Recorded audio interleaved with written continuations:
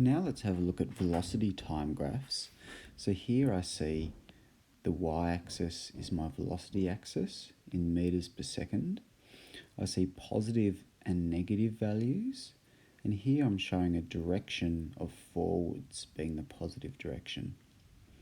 Along the y-axis is my time in seconds, and I see the graph.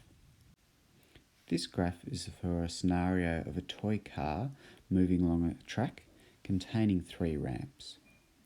Now the first thing we can do for a velocity time graph is read directly from the graph the velocity of the toy car at any time. This lets us answer questions such as, when was the toy car travelling at its fastest in the forward direction? So here we see the forward direction, and the fastest it goes occurs at 2.4 seconds after the graph begins. What was the initial speed of the car at time t equals 0? So here that's the y-intercept of 0.5 meters per second forward. I can also see times where we had constant velocity in the first 0.4 seconds, and then from 1.2 to 1.6 seconds I see the velocity isn't changing, representing a constant velocity. Now the toy car is only stationary with a velocity of 0 once for this graph, and that occurs at 3.2 seconds. A common error here is to relate a flat section of this graph to not moving. However, being careful, looking at the values here, this is how fast it's moving, so stationary is when it's on the time axis here. For any graph we can interpret the gradient. Here we see the gradient is changing. We see initially a gradient of 0, then 2 sections with positive gradient, and 1 with a negative gradient. So in the first section with a positive gradient from 0.4 to 1.2, we see that the car is speeding up. It must be going down a ramp. Next, by sight, I can see the gradient is steeper in this second ramp. It means the ramp must be steeper here as well. Then we see the car is slowing down in this section until it comes to a rest. Then it starts travelling backwards. So it must be going up a ramp in this section. So when we look at a gradient, remember a gradient is always rise divided by run. We can figure out what the quantity might be by looking at the units. So the rise units, meters per second, divided by the run units of seconds, gives us meters per second, which is acceleration. So to calculate the gradient, or the acceleration for the second ramp, we simply do rise on run. So here the run is 0.8 seconds, the rise is 1 meter per second. So the acceleration is the change in velocity divided by the change in time. So the change in velocity is the rise, the change in time is the run. So this is the gradient of our line. Substituting in here, we see the acceleration is 1.25 meters per second. So that means in this section of the graph, when the car is travelling down this ramp, it is picking up speed in the forwards direction of 1.25 meters per second. If we have a look at the last line segment, we see the line is decreasing. Here we have a negative gradient as seen by a fall in our graph. So the negative gradient means an acceleration in the backwards direction. It's a good idea to figure out what this track might have looked like. If you can picture what the motion might be, it can really help in your understanding and analysis of a graph. This is how I pictured the track with Chick Hicks going along it. So we see the 3 different sections. So the first section, flat, followed by a ramp, another flat section, followed by a slightly steeper ramp. So here are the 2 sections where we see an increase in the forwards velocity. And then the third ramp, we see this is where the car slows down before finally coming to a stop and then accelerates back down. Here, perhaps this section is a little bit too big. We don't see any evidence for this section in the graph, so perhaps I should have come down and then more abruptly straight back up. But artistic license here. So in this graph, we see that the rate of change of the gradient shown is constant. So these three sections here represent constant accelerations.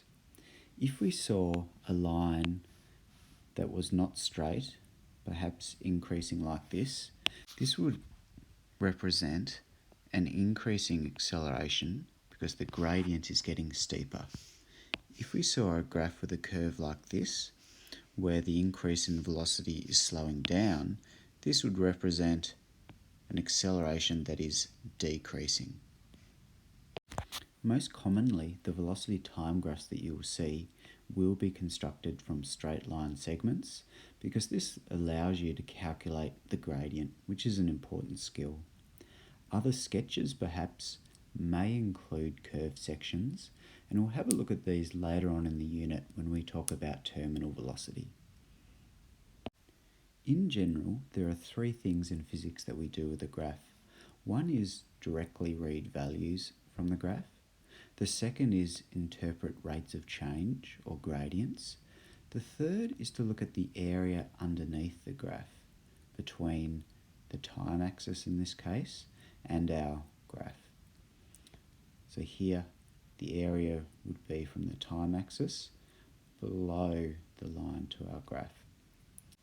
So here, look at the units of the area.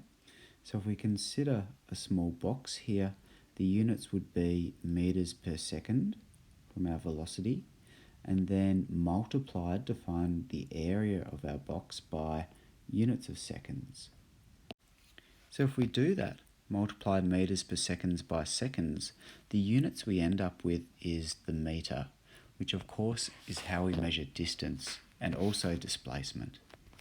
So perhaps if we look at the first 0.4 time section of this graph, the car is travelling at a constant velocity of 0.5 meters per second for 0.4 seconds. Using our relationship between speed, distance and time, I can calculate how far the car would have travelled in this time period. So here it'd be the speed times the time, so 0.5 times 0.4. So notice that these two quantities multiplying together is equal to the area here. We can make the same calculation in this time period here, which is straightforwards. And we see between 1.2 and 1.6 seconds, the car travels 0.4 metres.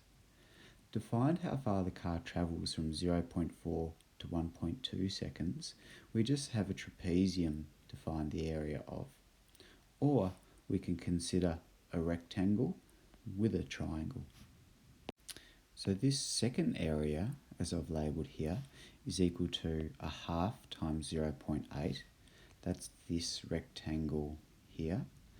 Added to that, we've got the triangle, and the area of a triangle is half base times height. So we have 1/2 times 0.8 times a height of 1/2. This gives us 0.6 metres. Doing the same for the next two sections, we get 1.2 metres and 0.8 metres.